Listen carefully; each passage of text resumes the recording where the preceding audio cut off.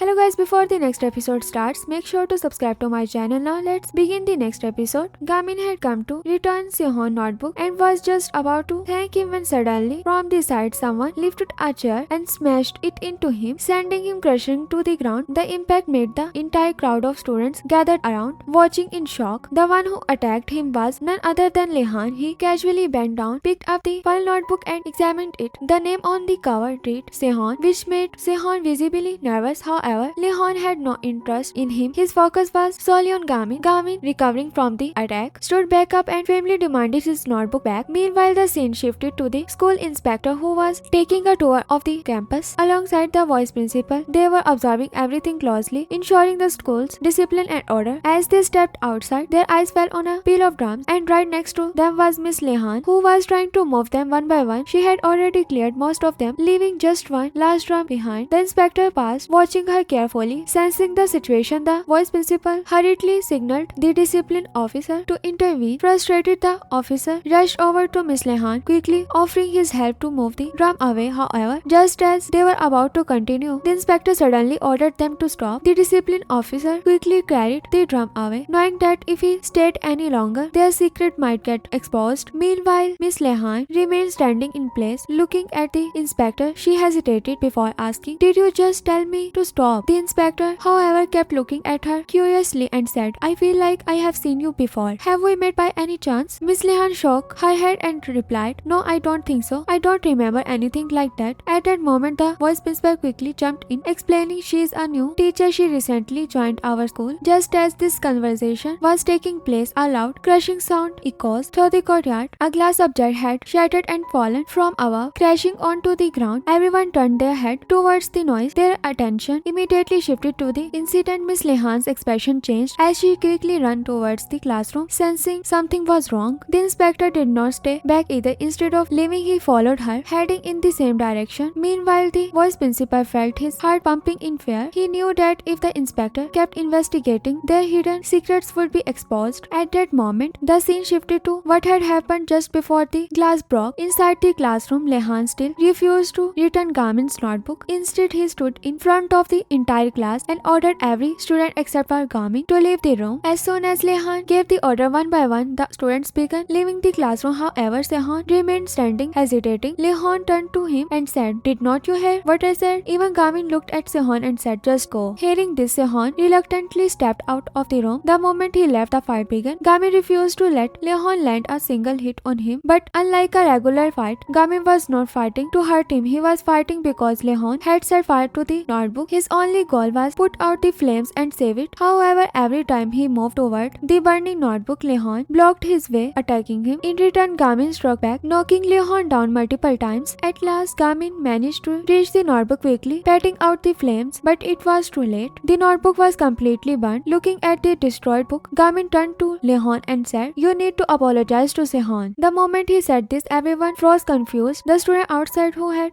been listening began whispering among themselves, "Who is Sehon?" They wondered. Inside, Sehon himself stood in silence, watching everyone unfold. Now everyone outside had realized who Sehon really was. Meanwhile, Lehan, who still was not willing to give up, suddenly noticed that Gamin's bag was on fire. Without thinking, he grabbed it and hurled it straight at Gamin. At that moment, Gamin snapped. Fueled by anger, he caught the burning bag, spun it around in a full motion like an action scene, and hurled it back at Lehan with incredible force. The impact was so strong that Lehan collapsed on the spot completely unconscious, but Gamin did not stop there. He rushed to him, shook him, and shouted, "You can't pass out yet. You have to apologize to Sehon first." At the same time, the scene shifted to Sehon, where fragments of his past were slowly revealed. Sehon had always wanted to study liberal arts, but his father had strictly forbidden it. His father did not just stop him from pursuing his passion, he did not even want him to study at all. Because of this, Sehon ended up at this college, where he did nothing but sleep through the days. Even here, he had lost all motivation, knowing that his father would never let him study what he truly loved. Despite his indifferent attitude, he had started noticing something. Gamin was always looking out for him. Even when he slept in the library, Gamin made sure no one disturbed him. One day, while Sehon was asleep at his usual spot in the library in charge walked in and was about to wake him up and scold him. Before he could say anything, Gamin quickly stepped in and whispered, "He is sleeping. Please don't wake him up." The librarian looked surprised and said, "This is the first time I have seen students actually care about someone someone in the library. Okay, I would not disturb him. With that, librarian walked away, leaving Sehon undisturbed. As soon as librarian left, Sehon shifted slightly and went back to sleep. As Sehon woke up, he noticed something placed in front of him. This small act of kindness made Sehon think about Gamin, and as he reflected on everything, he picked up one of the notebooks he had previously thrown away, the very same one he had once given to Gamin. Meanwhile, as the fight between Gamin and Lehon came to an end, Sehon walked up to Gamin before he could say anything. Gamin immediately started apologizing. I am sorry, because of me all your hard work was wasted. But Sehon just shook his head. It's fine, he said before casually throwing the notebook onto the ground. He then looked at Gamin and said, this was your hard work, all of it written in your notebook. However, his expression suddenly turned serious. I will do it, he said. Gamin blinked, confused. To what? Sehon smirked and said, I am joining your study group. Hearing this, Gamin's face lit up with pure joy. At the same time, Miss Lehan arrived at the classroom. Rushing inside, she immediately noticed the fire still burning, so he quickly put it out before turning to the students. Are you all out of your minds? What are you doing here? She scolded. Just then, the vice principal and the inspector entered the room. Looking at the chaotic scene, they asked for Gamin's name. Soon after, Gamin was taken to the office and made to sit down. He remained quiet, but Sehon entered the room and approached him. Saying him, Gamin immediately said, don't come near me. If you are seen with me, you might get in trouble too. Just stay away. But Sehon ignored him and said, study group leader. Gamin, confused, asked, what do you mean by that? Sehon smiled for the first time, clearly amused. You are taking this way too lightly. He then pulled out a pair of glasses. I found these while cleaning up the classroom. Figured they might be yours. Without hesitation, Gamin grabbed his glasses and put them on. Looking relieved, as Sehon turned to leave, he casually said, thanks, but Gamin smirked and replied, no need to talk me. I let you sleep in the library, gave you, helped you out. Hearing this, Sehon stopped and said, that's not why I am thanking you. Gamin laughed at his response. Just then, the vice principal and the inspector re-entered the room. You are here as punishment and you are laughing, the inspector remarked. Without a word, Sehon quickly left the room. As he walked down the hallway, he noticed something strange. Every student he passed immediately stepped aside, giving him space. Confused, he turned around only to see Pihan standing behind him. The moment their eyes met, Sehon instinctively stepped aside as well. Pihan was not alone. He had two guys with him and they were dragging Lehon along without hesitation. They started mercilessly beating him, making it clear that Lehon was about to face the consequences for his actions. From a distance, Gyeong and the other students stood watching everything unfold. Meanwhile, in the vice principal office, a decision was being made. Gamin was to be expelled for violence. The moment Gamin heard this, his eyes widened in shock. What do you mean I am getting expelled? He asked. The vice principal looked at him coldly and said, yes, when a student turns out like this, is not it better to just get rid of him? However, Miss Lehan could not tolerate this at all. Just as the vice principal was about to finalize the decision and leave, she stood up and spoke boldly. Actually, this is the school's fault. The moment she said this, both the inspector and the vice principal stopped in their tracks. The vice principal turned around, glaring at her. Excuse me, did I just hear you correctly? Are you saying I am in the wrong? Without hesitation, Miss Lehan stood her ground and said, yes, you only care about making sure the inspector doesn't see anything wrong with the school. But do you care about the 600 students here? Whether they live or die doesn't seem to matter to you at all. The vice principal, however, remained firm in his decision. When a student is a troublemaker, he should be removed so others don't follow in his footsteps. Violence is not the answer. If we don't stop it now, students will just keep restoring to more fights. Miss Lehan, refusing to back down, replied, since the day I arrived at the school, I have been seeing things that prove otherwise. After witnesses everything that had happened, Miss Lehan firmly stated violence can only be stopped with violence. Nothing else will work here. She then sighed and admitted, yes, I know that responding to violence with more violence is wrong, but given the conditions of the school, it's the only way to survive. The inspector, who had been silently observing, finally spoke up. You really have not changed at all, Miss Lehan. The vice principal turned at him in shock, realizing that the inspector knew her. Where you know her? He asked. The inspector smirked. Of course I remember now. She is the student who achieved the highest score in the teacher certification exam last year. Hearing this, everyone including Gamin stunned. She was the top scorer. The inspector continued, however, due to some reason, she was not able to register and her certification was cancelled. He then looked directly at Miss Sehon and asked, am I right? That was you, was not it? Gamin suddenly remembered that Miss Lehan had always wanted to become this kind of teacher to truly make a difference. The inspector then challenged her, so tell me, how do you plan to change the school? Do you have any ideas? Before she could respond, the vice principal scoffed. Even if she was a top scorer, what can she possibly possibly too, but Miss Lehan confidently said, I want to create a study group, and it was not even my idea, it was Gamin's. The vice principal rolled his eyes. A study group? What kind of useless idea is that? But before he could dismiss it further, the inspector immediately cut in. No, that's actually a great idea. You should go ahead with it. And just like that, the scene shifted to the next morning. The clock struck 5 a.m., signaling the start of something new. Gamin woke up early and immediately headed out for his morning exercise. As he was jogging, a security guard informed him that it was already 6:34 a.m. Hearing this, he panicked and sprinted back home. The moment he reached, he jumped onto his bed, pretending to be asleep. A few moments later, his mom walked in, shaking him awake. It's time for college, get up. Hearing this, he quickly sat up, pretending as if he had just woken up. Meanwhile, at school, Sehon was shown standing near the entrance, waiting for Gamin. As soon as he spotted Gamin arriving, he casually stepped out from the side, walking ahead as if he was not wanting at all. Gamin, noticing him, immediately ran up to him and excitedly said, This is the first time we are coming to school together. Then looking closely at Sehon's face, he asked, Did you see a doctor? Are you okay? Sehon, clearly annoyed, replied, Stop overreacting. I am fine. However, as soon as Gamin loudly mentioned the study group, Sehon quickly shushed him. Why would not I be worried? You are the part of my study group now, Gamin said with a grin. Sehon glanced around and whispered, Keep your voice down, someone might hear us. Then he turned to Gamin and asked, Did you seriously get approved? Gamin, still smiling, nodded, Yeah, it's official. I got approved. Meanwhile, Miss Lehan was seen in the vice principal office. The vice principal leaned forward and smirked. You think you are smart, did not you? If you fail to fulfill your contract, you will terminate it the moment it expires. Instead of being intimidated, Miss Lehan simply smiled and said, Thank you. Then without another word, she walked out. At that moment, she coincidentally ran into Gamin and Sehon. Miss Lehan informed Gamin and Sehon that for their study group to be officially recognized, they needed 5 members, not just 2. Hearing this, both of them were shocked. We need to find 3 more people. To them, it seemed almost impossible. Miss Lehan tried to recall a motivational quote but could not quite remember it. Saying her struggle, Gamin began listing multiple quotes, hoping one of them was the right one, but none of them matched. Then suddenly, Miss Lehan remembered. She confidently said, The word impossible doesn't exist in my dictionary. Gamin and Sehon exchanged glances, realizing that Miss Lehan had much higher expectations from them than they had from themselves. Despite their hesitation, she remained firm. We can't give up. We have to prove that a study group of 5 is possible. Determined, they started putting up posters all over the school, writing study group on them and placing them on walls and boards. As students passed by and noticed the flyers, some gathered around to take a look. However, instead of showing interest, they laughed and mocked it. Who even studies? We rather skip classes, they scoffed, saying their reaction. Gamin felt discouraged for a moment, but deep down, he believed that at least one person out there was willing to join. So he went to the library and waited. After a while, his phone rings. Excited, he quickly picked it up. On the other hand, a voice spoke. It was someone asking about the study group. The call that Gamin had been so excited about turned out to be a disappointment. Instead of someone interested in joining the study group, the caller asked for advice on how to propose to a girl. Frustrated, Gamin immediately hung up the call. Still not a single new member had joined their group. Meanwhile, the scene shifted to the library where a boy walked in. Before showing his arrival, the story rewind a few minutes earlier, revealing what had happened before he entered. Outside the library, several students were trying to stop him. You should not go in there. This is not about study group recruitment. You are just picking a fight. They tried to reason with him, warning Gamin is not someone you can take lightly. You would not be able to beat him. But the boy, unfazed, scoffed. We will see about that. Ignoring their warning, he stormed into the library. Inside, Gamin saw him and instantly brightened up, thinking he was there to join the study group. Excitedly, he rushed over and said, Welcome, let me get you a form. Completely oblivious to the boy's true intention, Gamin happily searched for the application form. Meanwhile, the boy was already preparing to attack him. Each time he tries to land a punch, Gamin unknowingly dodged, either moving sideways, bending down, or shifting position as he searched for the form. Completely unaware that someone was trying to fight him, Gamin remained focused on finding the form, while the other boy, frustrated, kept swinging and missing. Sehon, sitting nearby watching the entire scene unfold in disbelief. The boy, unstable to land a single hit, gave up and sat down next to Sehon. Sehon, already anxious, tensed up even more. Meanwhile, Gamin finally noticed the form, only to realize it had been crushed under the boy's foot. Looking up, he calmly said, Alright then. Gamin, still unaware of the chaos unfolding around him, casually said, I will get you another form from the locker. He walked towards the locker, but just as the boy was about to attack him again. The top locker door suddenly swung open and hit the boy's hand. Because of this unexpected accident, Gamin unknowingly avoided getting hit. Then as he bent down to open the bottom locker, the boy, still determined to strike, ended up hitting his head against it. The impact was so strong that he immediately collapsed, completely unconscious. The students watching from outside could not believe what had just happened. To them it looked as if Gamin had deliberately planned the whole thing. No one realizes that everything had happened purely by chance. As Gamin closed the locker and turned around, he noticed the boy laying on the ground, blood trickling from his nose. Panic instantly set in. He rushed over trying to wake him up, completely unaware that the onlookers outside were now convinced that he was brutally attacking him. Word quickly spread across the school, with students exaggerating the incident, making it sound like Gamin had mercilessly beaten the boy. To everyone watching, Gamin had now become a terrifying figure, someone not to be messed with. Meanwhile, Gamin sat beside the unconscious student, genuinely worried. He was going to be our first new member, and now he injured, he muttered in disappointment. Hearing this, Hyun, who had been quietly watching, finally lost his patience. Are you serious? He was not here for the study group. He came to fight you. But Gamin, ignoring him, suddenly stood up with determination. We can't just sit around waiting. We need to go find students who actually want to study with us. Without waiting for Hyun reply, he marched straight to the school cafe. The moment he stepped inside, all the students turned to look at him. A tense silence filled the room. The second they recognized him, panic spread across their faces. Some quickly hid behind their trays, others lowered their head to avoid eye contact. Gamin was not even doing anything. He was simply observing. Among the students in the cafe, he spotted one of his classmates. Without hesitation, he walked over and stood right in front of him. The student, completely frozen, struggled to breathe. He was certain that Gamin was about to force him into the study group. Avoiding eye contact, he stayed completely still. However, Gamin simply looked at him for a moment and then, with a disappointed sigh, he turned around and walked away. Realizing there was no one in this cafe interesting, he decided to check the other one. But as soon as he stepped into the next cafe, the students inside instantly panicked. One student let out a frightened gasp, which triggered a chain reaction. Within seconds, every single person started leaving. One by one, the cafe emptied out until there was not a single soul left inside. Gamin stood there completely baffled. Why is everyone leaving? He mumbled, looking around. Feeling confused, he stepped into the hallway, but instead of the usual crowd school corridors, he found them completely empty. Not a single student was in sight. The entire hallway was silent, and with that, this part comes to an end. If you enjoyed this video, don't forget to like and subscribe to my channel. Okay, bye bye.